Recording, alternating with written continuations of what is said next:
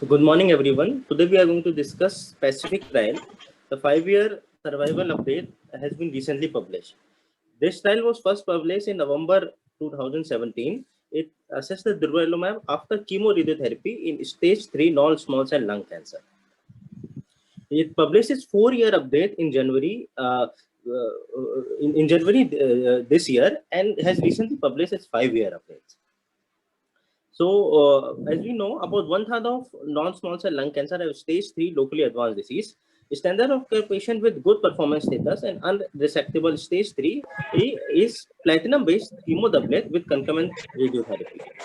Even after treatment, median progression-free survival is poor. It's about 8 months, and only 15% of patients are alive at 5 years. This trial try to answer a question if anything else could be done in such patient, if any adjuvant therapy could be used in such cases. This trial explores the use of adjuvant durvalumab in stage 3 NSCT post CTRT. Durvalumab is a human Ig1 kappa monoclonal antibody. It blocks programs at that receptor PDL1 by binding to PDL1 and CD80. PDL1 is an immune checkpoint protein that is expressed on tumor cell and tumor infiltrating cell. It downregulates anti-tumor T cell function by binding binding PDL1 and B7.1. Blockage of blocking binding PD.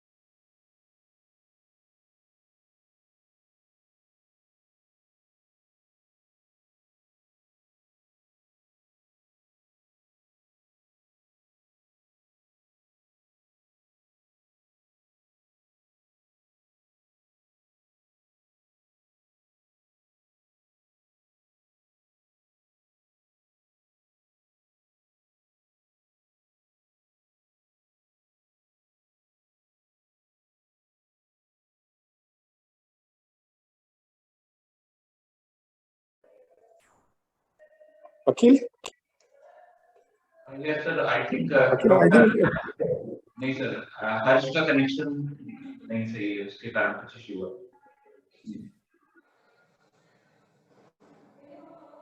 Screen दिख रही है. Am I audible? Yeah, audible from.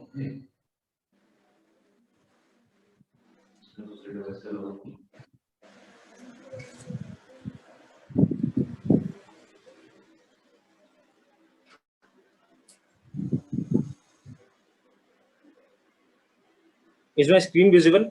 Yeah. Please go ahead.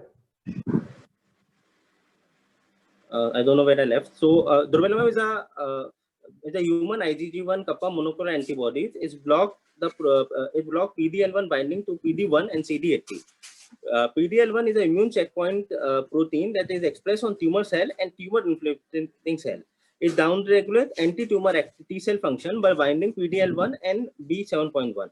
Blockage of PD-L1 and B7.1 interaction restore anti-tumor T cell function, allowing T cell to kill the tumor cells. This trial explores the adjuvant therapy in stage 3 lung cancer with durvalumab. It includes the patient with age 18 years or older, patient with histologically or cytologically documented stage 3 locally advanced unresectable non-small cell lung cancer, patient who receive at least 2 or more cycle of platinum-based chemotherapy with concurrent definitive radiotherapy of 54 to 66 gray. Patient who do not progress on CTRT, patient with both PS0 and 1 with life expectancy of 12 weeks or longer, with patient who have completed last radiation dose within 1 to 14 days before randomization. After protocol amendment, this criteria was changed to 1 to 42 days before randomization. Exclusion criteria include previous exposure to anti-PD-L1 or PD-1 agent, recipient of any immunotherapy or investigation drug within 4 weeks before first dose, any active or previous autoimmune disease or primary immunodeficiency, or any uncontrolled or concurrent illness, patient with any active infection, unresolved grade 2 or higher toxicity, patient with grade 2 or higher pneumonitis from previous chemoradiotherapy. This was a multinational trial done in Australia, Belgium, and many European nations, and Vietnam in Asia, and USA, and Taiwan and Thailand. It includes 709 patients, out of which 713 patients underwent randomization. The median follow-up as of January 11, 2021 was 34.2 months. This was a randomized trial with randomization done in 2:1 ratio to durvalumab 10 mg per kg or match placebo every 2 weeks and consolidation up to 12 months after CTRT.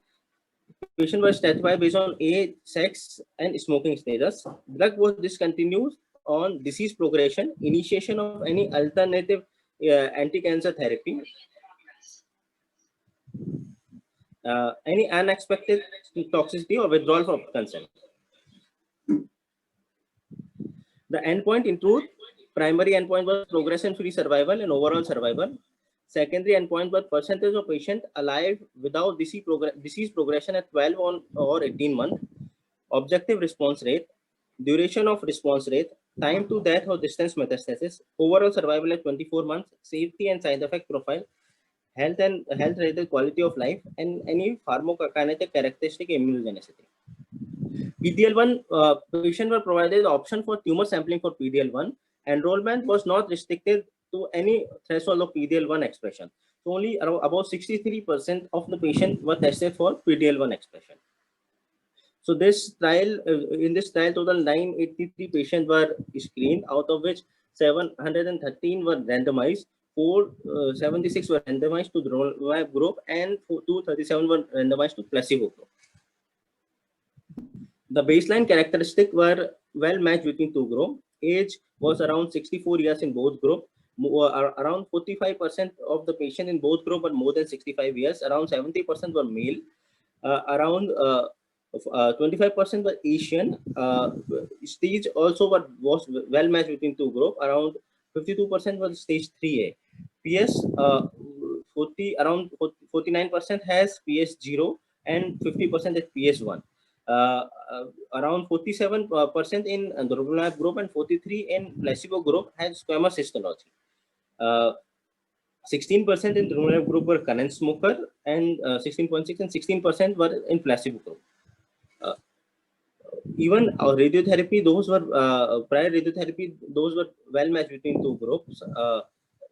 Previous cycle, around 93% of the patient received previous chemotherapy with one regimen, and around 6.7 in the durvalumab group and 3.5 received two agent. Prior chemotherapy was well matched between two groups. Also, response to CTRT was well matched. Complete response was present in 1.9% in durvalumab group and 3% in placebo group, and 48% is partial response to durvalumab and 46 in placebo group. Chemotherapy regimen were also well matched between two arms. Baseline PDL1 status, around 25%, less than 25% was present in 39% of patients in durvalumab group and 44.3% in placebo group, and also more than 25% was present in 24% durvalumab group and 18.6% in placebo group. They also test EGFR mutation status, but only 6.1% of the patient in durvalumab group were EGFR positive, and 5.9% in placebo group were EGFR positive. There was no statistically significant difference between the group in either PDL1 expression or EGFR expression. So in the durvalumab group, around 51% of patient has discontinued treatment. 73%, 15.4% has adverse effect. In placebo group, the most common cause of discontinuation was worsening of the condition, that was present in 49.2%. 30.5% a patient in durvalumab group received subsequent chemotherapy, and significantly more, that is 43% has received subsequent chemotherapy in placebo group. Coming to result, the median progression-free survival was around 16.8 months in durvalumab group compared to 5.6 months in control group. This difference was significant. 12-month PFS was 5.9% durvalumab group compared to 35.3% in control group. This difference was also significant. Also, 18-month PFS was 44.2% durvalumab group compared to 27% in control group. Median time to death or distant metastasis was 23.2 months in durvalumab group compared to 14.6 months in control group. Frequency of new lesion was also significantly high in control group, and frequency of brain mass was 11% in control group compared to 5.5% in durvalumab group. This graph shows the 4-year. This is a Kaplan-Meier curve showing the OS benefit of durvalumab compared to control. This was published as a 4-year survival update. So in 4-year survival update, the median OS was 47.5 months in durvalumab group compared to 29.1 month in placebo group. Also, the 36-month OS was 56.7% durvalumab group compared to 43.6% placebo group. 48-month OS was 49.6% durvalumab group compared to 36.3% in placebo group. This difference was significant. In 5-year update that was recently published, the updated OS was 47.5 months in durvalumab group compared to 29.1 months in placebo group. And 60-month OS was 42% durvalumab group compared to 33.4% in placebo group.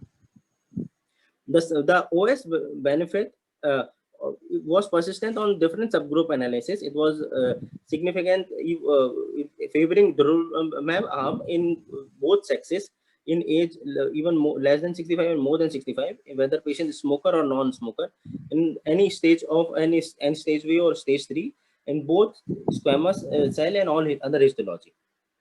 Also, in patient who responded completely to previous who had partial response stable disease, in both cases the durvalumab arm did better, and it did not depend on prior chemotherapy regimen.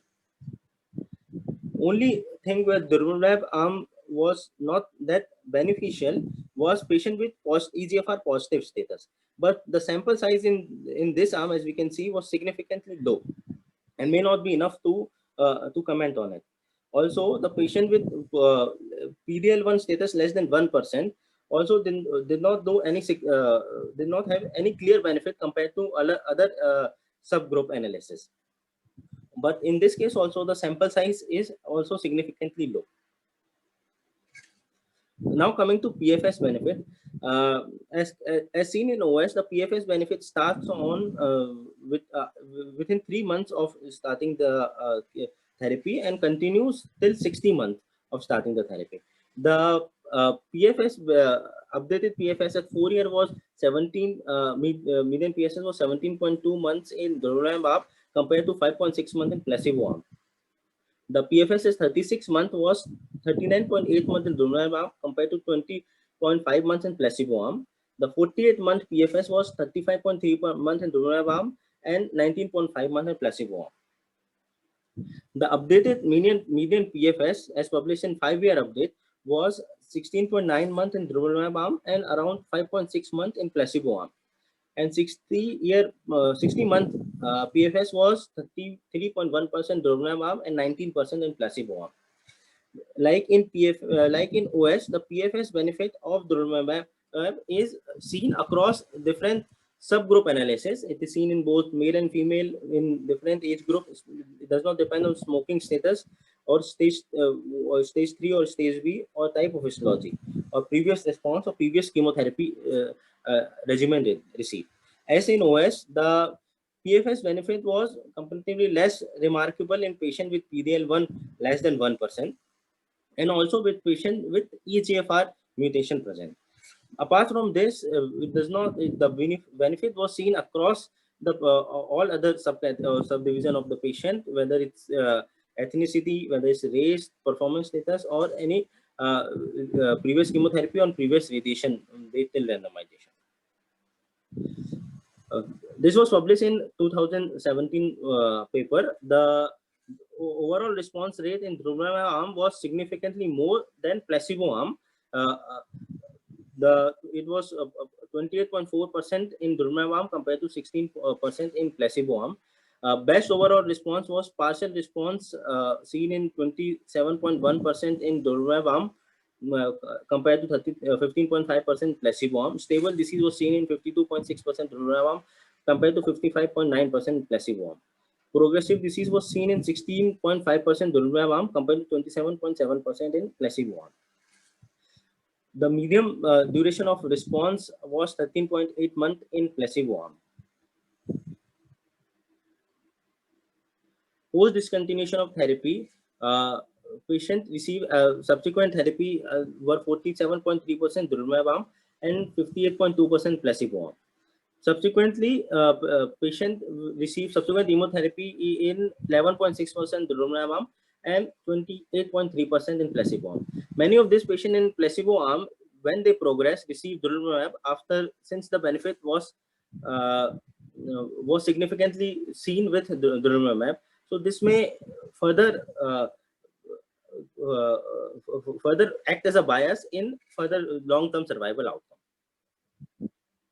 The side effect seen with durvalumab are more compared to placebo. Severe side effect was seen in 28.6% in durvalumab arm compared to 22.6% in placebo arm. The common side effect was infection that was seen in 10.9% durvalumab arm, but it was also seen in 9% placebo arm. Otherwise, anemia, thrombocytopenia, immune disorder, psychiatric disorder, any cardiac disorder, vascular disorder, and pneumonitis were also more in durvalumab arm. Pneumonitis was seen in 3.4% patient in durvalumab arm compared to 3% in placebo arm. AKI was seen in 0.4% durvalumab arm and did not present in placebo arm. Radiation pneumonitis was seen in 3.6% durvalumab arm compared to only 1.3% in placebo arm. So to conclude, durvalumab was associated with manageable safety profile and did not have detrimental effect on patient reported outcome compared to the placebo. 5-year data demonstrate robust and sustainable OS plus PFS benefit. Therefore, it should be offered to patient in this stage 3 post CTRT patient who can afford this drug.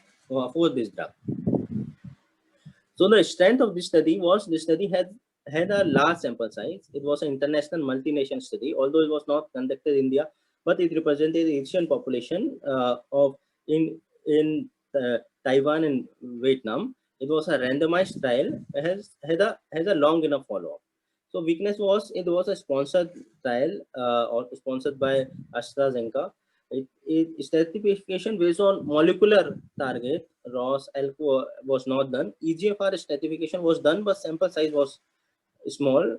The PDL1 testing was optional, and only 60% patient underwent 63% patient when underwent PDL1 testing. Therefore, the limited number of patients had less PDL1 less than 1, and robust conclusion regarding PDL1 could not be drawn. The author also accept this drawbacks.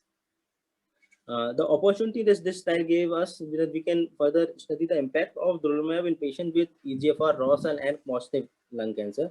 Raise the question whether other checkpoint inhibitor and target therapy in similar setting and impact on PDL1 expression. Although there was some increased risk of pneumonitis and radiation pneumonitis, but it was manageable. Thank you.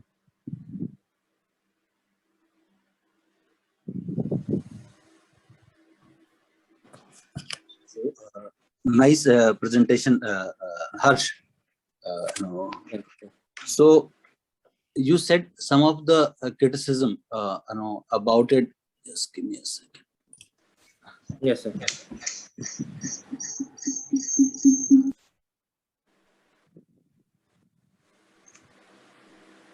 So first, overall, where does it put this in the practice? Practice, it has a significant OS and PFS benefit, so we should be using it regularly in our patient. It should be a standard of care, category 1 recommendation. That is one part. Second part, you did comment about EGFR's status. So if we relate this data based on the EGFR positive patient and immunotherapy in other setting, do we get some corroborative evidence for the same? EGFR, if EGFR are positive, osimertinib has shown to have clear benefit. No, for immunotherapy, because we are talking about immunotherapy, na? Yes. So your concern, you said right now we can give it, and maybe someone should answer this question, isn't it? Yes, sir. Fair comment. But I thought let's take this discussion forward. So, what is the data regarding immunotherapy in EGFR mutation positive patient in stage 4 setting or metastatic setting? Does it work? It doesn't work? Lot of iffy is there. Is there any issue with it?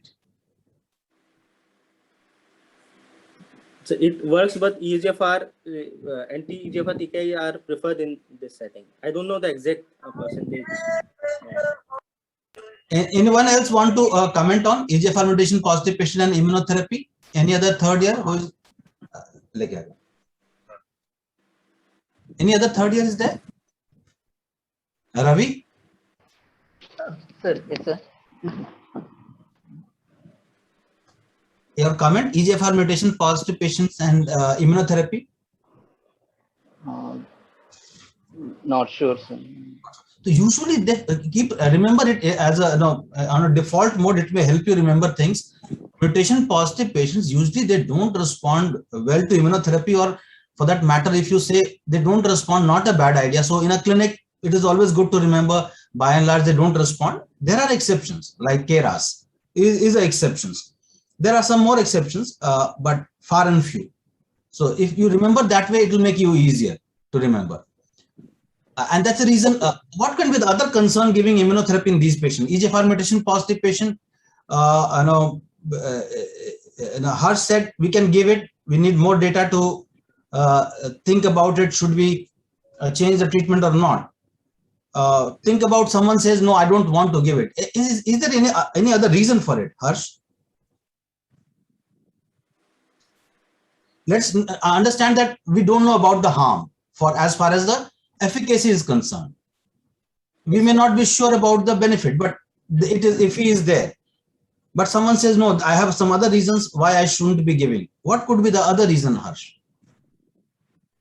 We already have trials that showed benefit of EGFR TKI in this setting. In So stage 3, stage 3 osimertinib has shown to be after CTRT. Okay, post surgery. Okay, sorry, post surgery. Okay. We are talking after CTRT. This is the problem of nutrition, Harsh. That we do extrapolate many times, and we all do. I also do it, but many times you are very skeptical about it, extrapolating everywhere. So I agree, in adjuvant setting, post surgery data is there, but unfortunately, adjuvant setting, post CTRT data is not there. And we'll come to that later. Maybe we may not take that question now. So what could be the concern someone may have, that I don't want to give TKI in EGFR mutation positive patient? That is one part. And second, I don't want to give immunotherapy. Ravi? So toxicities of immune-related toxicity. Okay, but that will be there in EGFR mutation negative also.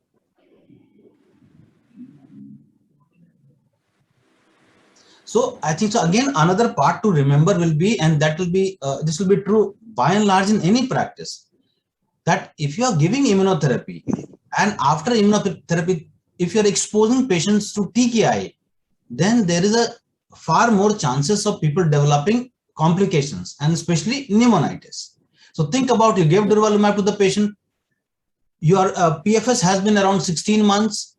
In EGFR mutation positive patient, we expect it to be less. You are going to give for around 12 months. All the patient who is failing in between 5 months, 7 months, 10 months, 12 months, you will be exposing them to TKI just after immunotherapy. And you do have a concern that what happens to these patients if they develop more pneumonitis. Again, the catch is that this is extrapolation. This data is not directly from here. This is primarily from metastatic setting where people have tried this approach. Again, when I say this, I don't mean to convey this is the only way to practice. I am conveying you how we interpret this data in the clinic. Now, third interpretation, what Harsh you said was PDL1. Any comment? Yes, Hello?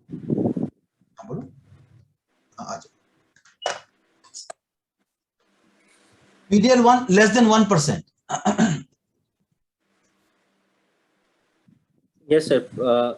The benefit was not that remarkable in patients with PDL1 less than 1%, but it was a post-hoc analysis, and the sample size was of the patient with PDL1 less than 1 was not that significant, not that high. Only 90 patients had PDL1 less than 1 in durvalumab arm. Okay. So I take your point. You have a merit to it, except that I wanted that if you could have added, based on this data, European Union initially had not given the approval for use of this drug, and people have protested for it. There are a good number of people who have protested based on that. So you have a fair comment for the same, Harsh. Coming back to Harsh, can we, so this was for interpretation part. Can we start with for the question part? Why do you think, Harsh, the question was important? The question in this study. Because the survival, even after CTRT, the survival was around 5-year survival was around 15 to 18% in stage 3 unresectable patient treated with CTRT, and there was unmet need whether we are observing whether something in this era of targeted therapy and immunotherapy, whether such therapy could improve the survival in this patient. Okay. Can I add something more? So then someone can ask you a question, Harsh, why not try adjuvant chemotherapy?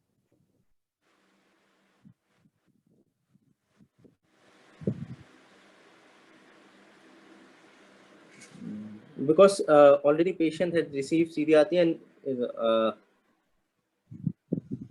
the chemotherapy may not contain. I think I'm not sure. I think it must be tried, but it does not show any benefit. So journal club presenting in Harsh is not only just reading that article, Harsh. Ravi, only 2 third year we have? Ravi, anyone else is there with us apart from you and Harsh? Hemant, Who else is there? Hemant.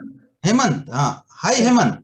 So my Yes, the question was, I asked the Harsh the question that Harsh, Yes. why did they take adjuvant immunotherapy as a question? Which is fair. You know, Harsh can answer me, Dr. Kumar. It is my question, but you can ask your own question. So I agree with that. That can be true. But is there Yes. some more reasoning to it? Why not have adjuvant chemotherapy as a question? Maybe cheaper one for the world. Why to have adjuvant immunotherapy as a question?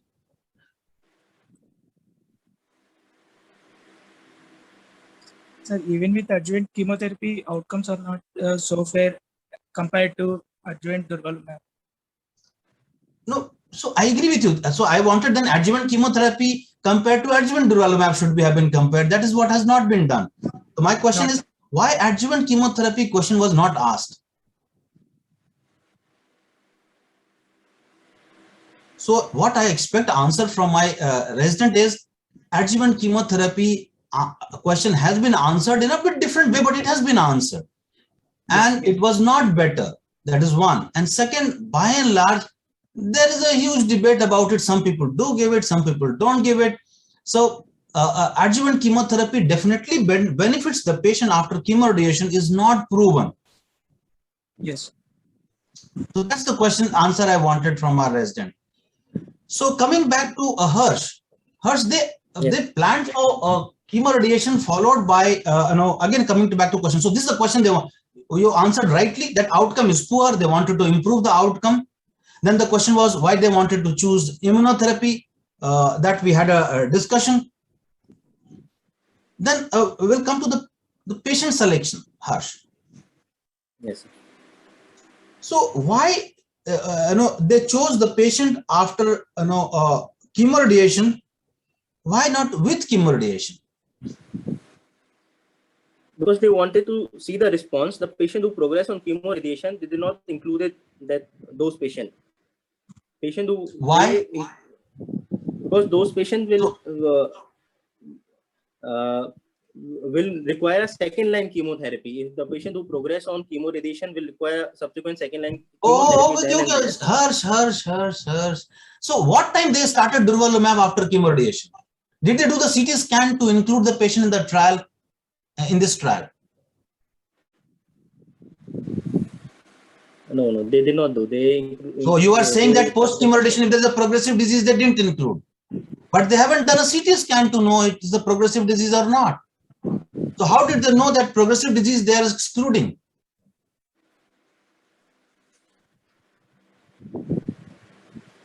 This is the clinic. If there is any clinical progression, an exclusion criteria they included the patient who progressed on CTRT, but they have not mentioned whether they how did they assess whether the patient has progressed. So how do you know then? And when did they take the patient after the trial? So on CTRT progression, how do you evaluate the patient for progression?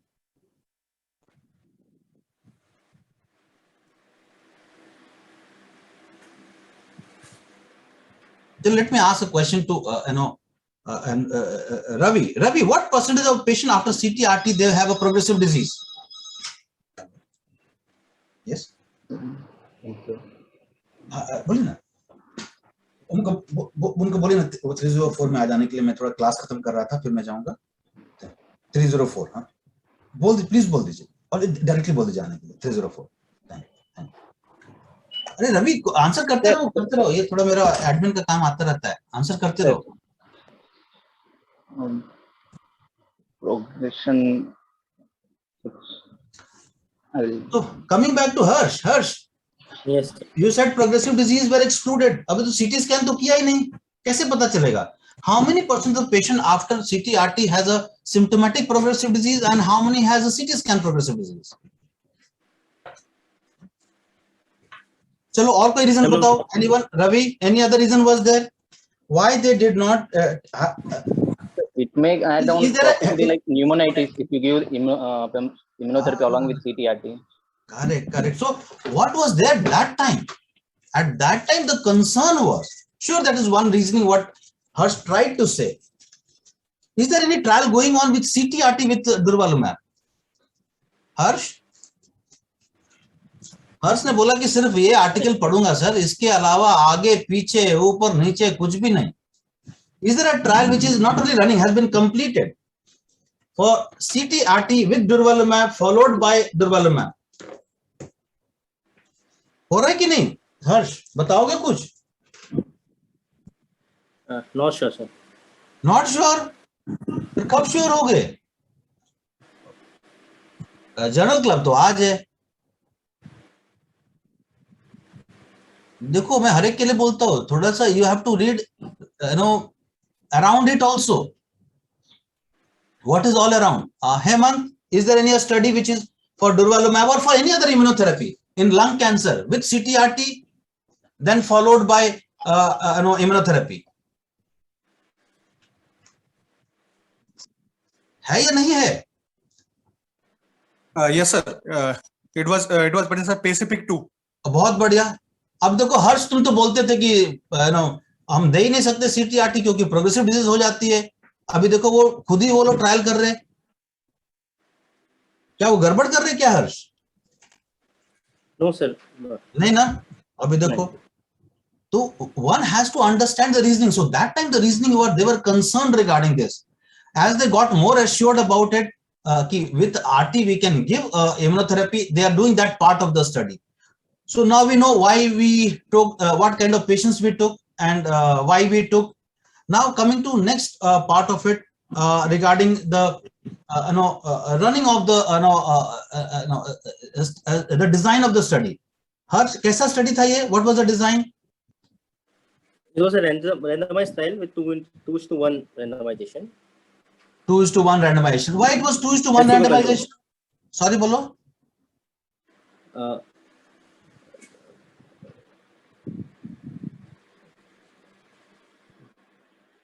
तो यार तुमने वो थोड़ा पढ़ना पड़ता है हर्ष. वो सारे वो चीजें कमेंट्रीज में लिखी रहती हैं इन चीजों के बारे में. अब चलो नेक्स्ट टाइम मुझे तुम पढ़ के बता देना ये 2:1 randomization. और क्या है? You said क्या ट्रायल का डिजाइन क्या है? Harsh go ahead. phase 3 randomized trial. Very good. और बस इतना ही है इसमें? मुझे लगा और कई सारी चीजें तुमने बताई है हमें. Multi-nation, और multi-centric. Very good. और placebo control trial. अरे बहुत बढ़िया. Placebo control. इन्होंने प्लेसिबो कंट्रोल क्यों किया इसमें? Because they want to take out the bias between the two trials. Who will be creating the bias here? And what bias for which endpoint? Bias can be investigate. It would be an investigator bias. If Or what? Overall survival. No, it can be toxicity bias. Very good. Excellent. Anything else? And patient selection bias may be. Okay, randomize कर रहे हो. तुम्हें तो बोला randomized trial है. और बोलो. Yes, sir. और very good. अच्छा ट्राई कर रहे हो. और बोलो. और क्या biases हो सकते हैं? What are the biases one can create? एक तो तुमने बोला कि देखो भाई उसको टॉक्सिसिटी कैसे डॉक्यूमेंट करते हैं उसकी बायस हो सकती है. सपोर्टिव केयर कैसे दे सकते हैं, that will decide the toxicity bias. और क्या हो सकता है? If there is a bias in between the management of toxicity, then it may lead to survival and survival outcome difference also. चलो तुमने कुछ बताया. नेक्स्ट टाइम मुझे सारे बायसेस के बारे में बताना कि अगर हम बायसेस कैसे इंपैक्ट कर सकती है स्टडी को, और किस स्टडी में these biases are not important. हम सारे ट्रायल तो प्लेसिबो कंट्रोल नहीं करते, करेक्ट ना? Yes sir.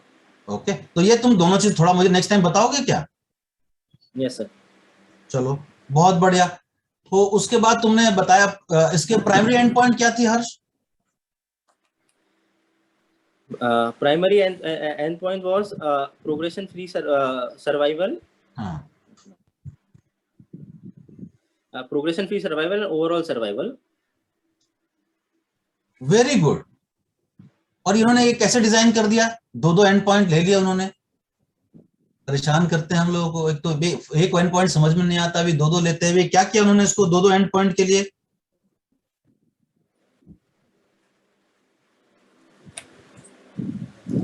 रवि एंड ये हेमंत, ये उन्होंने 2 एंड पॉइंट लिए या एक ही एंड पॉइंट लिया? हर्ष ऐसे गलत दिखाया जा रहा है, ये 2 एंड पॉइंट है। क्या बोलते हो रवि, हेमंत? थर्ड कौन, किसका नाम भूल रहा हूं मैं, थर्ड ईयर का? सर इन्होंने एक ही एंड पॉइंट लिया है, को प्राइमरी एंड पॉइंट है सर। अरे बहुत बढ़िया। तो ये को प्राइमरी एंड पॉइंट को कैसे हैंडल किया उन्होंने? कौन बोल रहा था? अभिषेक सर। अरे बहुत ही बढ़िया अभिषेक। तो ये बताओ अभिषेक, उन्होंने हैंडल कैसे किया दोनों प्राइमरी एंड पॉइंट को? दोनों प्राइमरी एंड पॉइंट का सिग्निफिकेंस क्या है? बराबर रखा, अलग रखा, कैसे हैंडल किया? हम जनरली एक पॉइंट रखते हैं ना, एक एंड पॉइंट रखते हैं, यहाँ को प्राइमरी एंड पॉइंट रखा, बढ़िया, वेरी गुड, गुड, सही बता रहे हो तुम। उन्होंने हैंडल कैसे किया?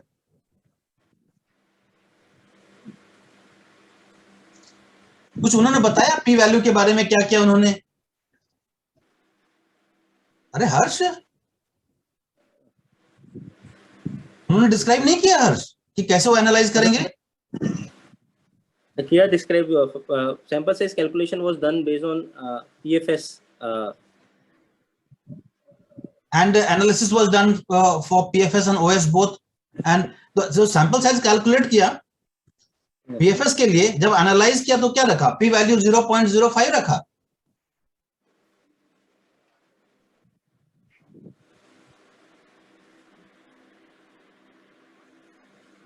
हर्ष क्या करते हो यार? हाँ रवि, हेमंत, अरे गूगल भी नहीं खोलते हो तुम लोग?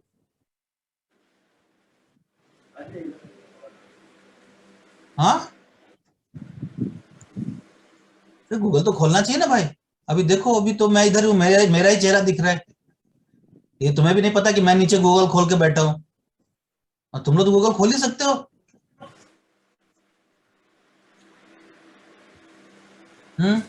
अरे कोई नहीं बता रहा है। अरे Hemant, Ravi, Yes. Sir. Abhishek, you are also in third year? अभिषेक तुम भी थर्ड ईयर में हो? हाँ हाँ। It was estimated that study would have 95% or greater power to detect a hazard ratio of for disease progression or death of 0.67 and 85% or greater power to detect hazard ratio for death of 0.73%. And what was the design? They wanted to have the p value being divided between the two, or they wanted to have a hierarchical design? क्या एक positive होगा तभी दूसरा करेंगे? अब देखो, तुम 2 and point ला रहे हो तो तुम्हें समझना पड़ेगा इन्होंने एनालिसिस कैसे की।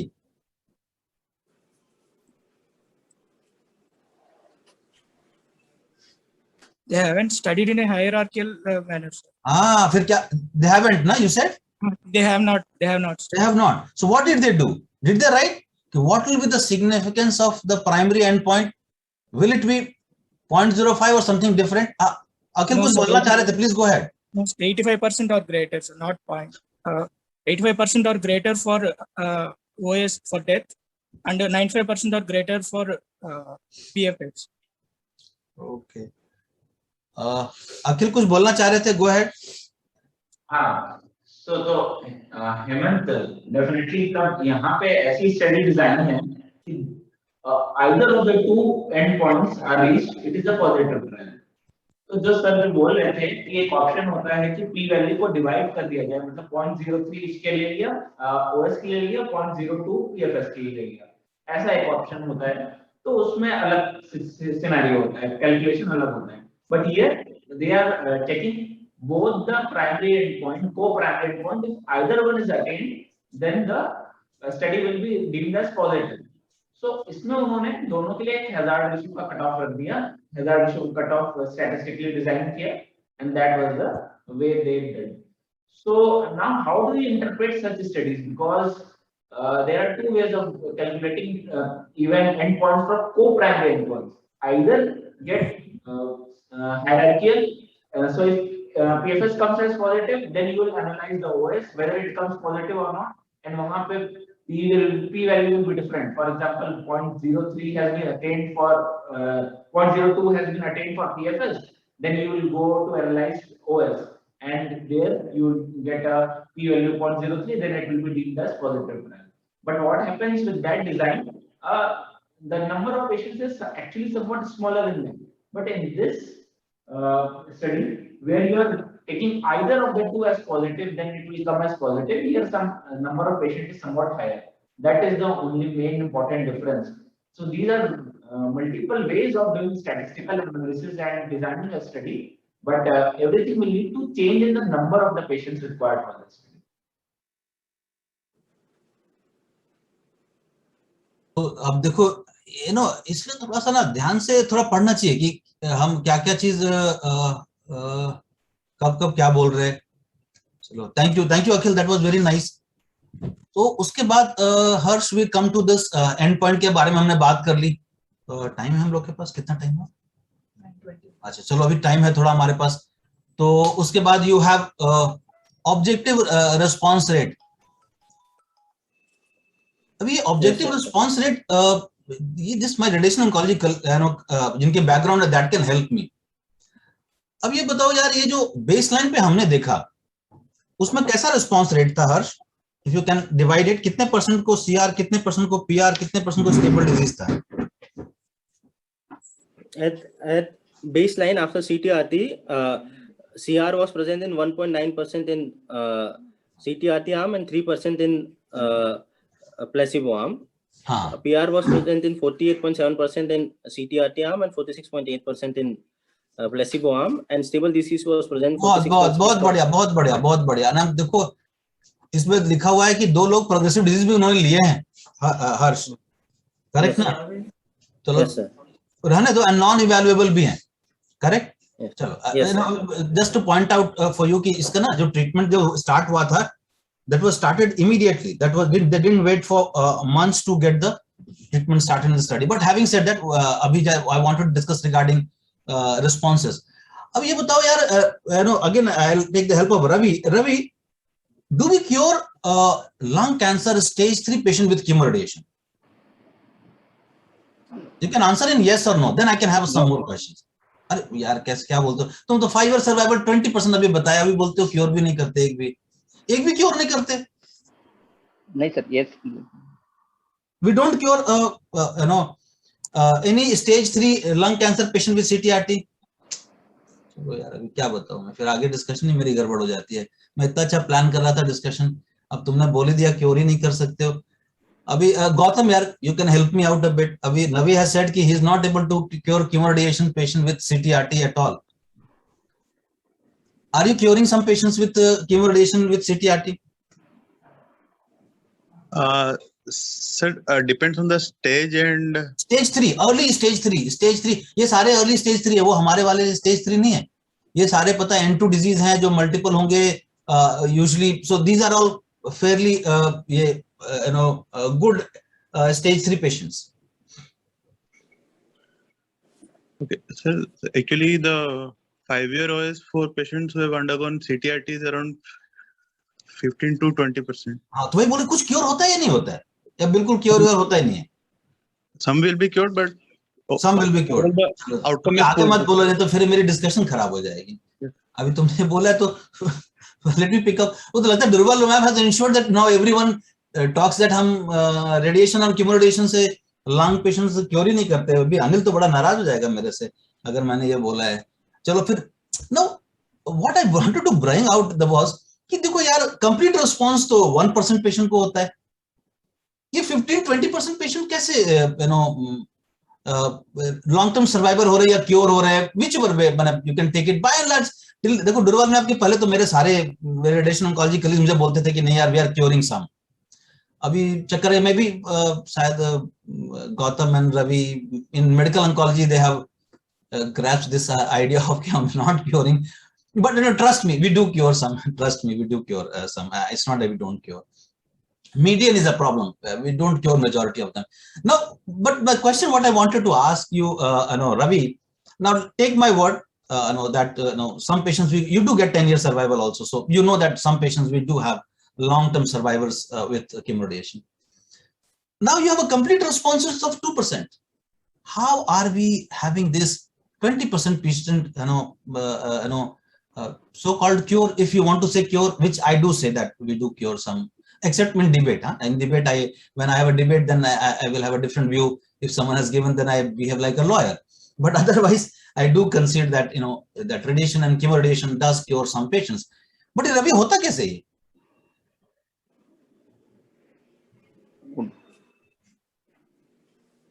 So you're objective response rate. Yeah, I'm saying you are having a complete response rate of just 2%. And we know that around 20% of the patients, or 15 to 20% of the patient, they can be long-term survivor with, you say they live with disease like stage 4 disease? Or there is something else happening which we need to know? Hemant or Abhishek? Anyone who can help me out with this? I also learned it hard way. अच्छा ये बताओ यार, response rate generally कितना होता है? देखो यहाँ पे आपने पार्शियल रिस्पॉन्स 48% दिया है, around what it looks like 50% patient responding to chemoradiation. Is this the by and large the ballpark figure, or is it different, whatever we have learned otherwise, or some other data? Anyone can come, Ravi and Hemant?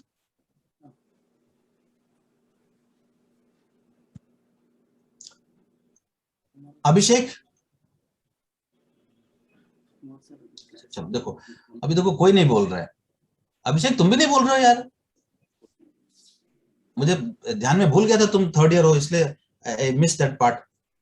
अभिषेक कितना respond करते हैं? What is partial? And देखो मैं बोलूंगा, you guys have the background of this, where I expect you can, I'm not saying I know the real figure. I'll tell you, I'll explain you, but I wanted you to elaborate on it. Abhishek, go ahead.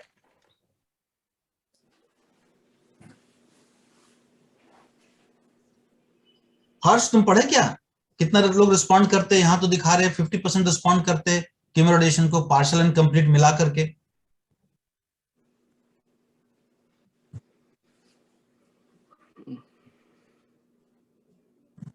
नहीं हर्ष कुछ नहीं बोलोगे? No ये आई don't no कि और क्या. अच्छा, I don't know other data. चलो आज थोड़ा पढ़ना इस बारे में. So let me explain a bit. देखो this is one of the problem with chemoradiation. Chemoradiation के बाद होता क्या है ना, कि ट्यूमर में go away but patch will be there in the scan. If the patch is there in the scan, ultimately ये रिस्पांस रेट तो आप रेसिस्ट क्राइटेरिया से करते हो. अब रेसिस्ट क्राइटेरिया तो जो ओपेसिटी देख रहा है उसकी साइज लेता है.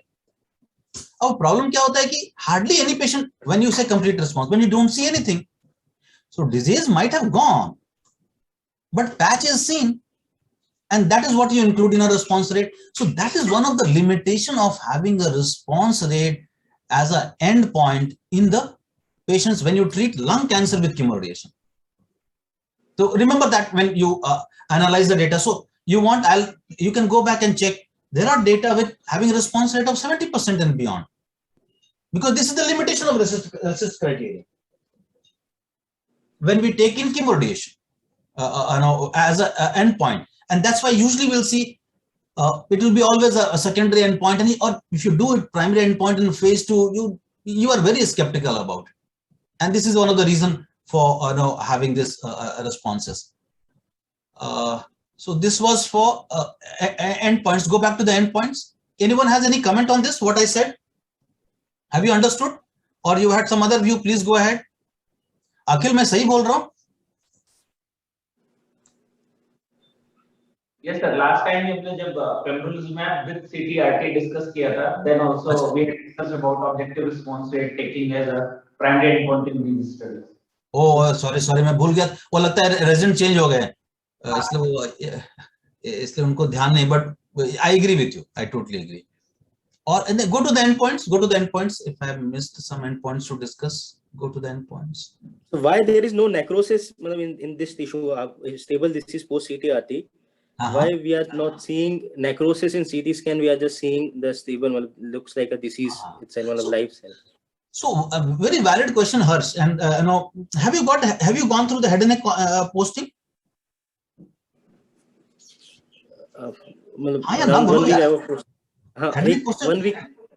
One week हुआ था. Oh, okay. Yeah. Okay. So you may have a necrosis, But necrosis, if you have it, then also the problem with RECIST is you take the size. You will see many times, and this is far more apparent in head and neck cancer, where if you stay for 2-3 months, then you will realize you don't get commonly, but you get enough times to trouble you that to trouble you that okay, if you have that lymph node size increases, if you do CT scan, there's a lot of necrosis, but because size has increased for RECIST, it is a progressive disease. But then we take a clinical call that okay, it may not be. So if it is there also necrosis, you have this similar issue, and you can have necrosis. We do have seen in CTRT in lung cancer, necrosis to be there, not very common, but you can have it. Okay. But necrosis doesn't change the size measurement hertz, and that's the reason you land up with those, because this is the best at this moment response rate criteria we have with all this limitation. Unfortunately, we don't have a better way at this moment. Okay. But your question is valid. So that is one of the reasons we prefer doing a PET CT, post CTRT in lung and head neck cancer both. Post CTRT, definitive CTRT. So similar thing is there with GIST as well. In GIST, if you are giving imatinib or sunitinib, we prefer doing a PET CT if available within the resources. Same, because there is a lot of necrosis there. I agree with Akhil, except that the one of the limitation in head and neck and GIST, I totally agree. It is no doubt it is it gives you quantum different information than lung. The problem remains that the inflammation persists far longer. So PET is useful, and I do agree. PET gives you far better view about what is the disease status in that setting. But then also it leaves you with lot many doubts. Once you start doing it clinically, then you are able to take a far better decision. But I totally agree that PET gives you a far better view. Akhil, you wanted to add? Go ahead. No, sir. Completely agree. So this was regarding endpoints, and these are all different endpoints which we can discuss some other day. Why we have all these endpoints, and these are useful ones. So, and I think so. A good thing is that as Harsh told, this is practice changing. Maybe accept cost and bit about toxicity, which is from my side. Akhil, you can take it over. Some more comments from your side.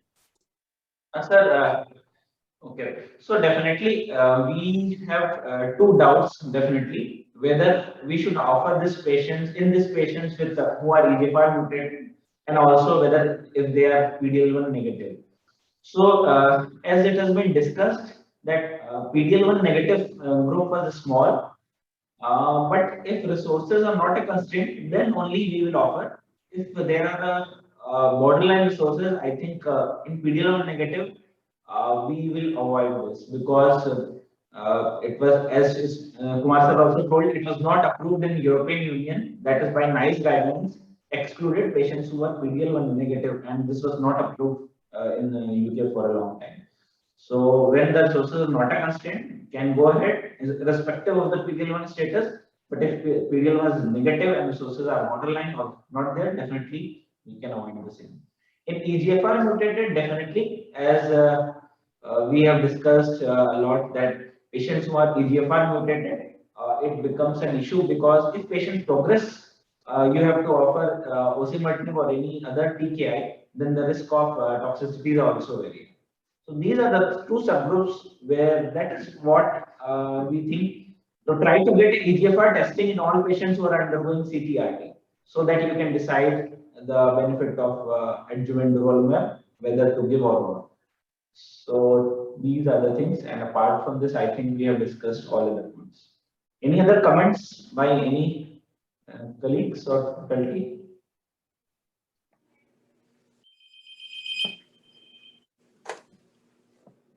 If no, we can end.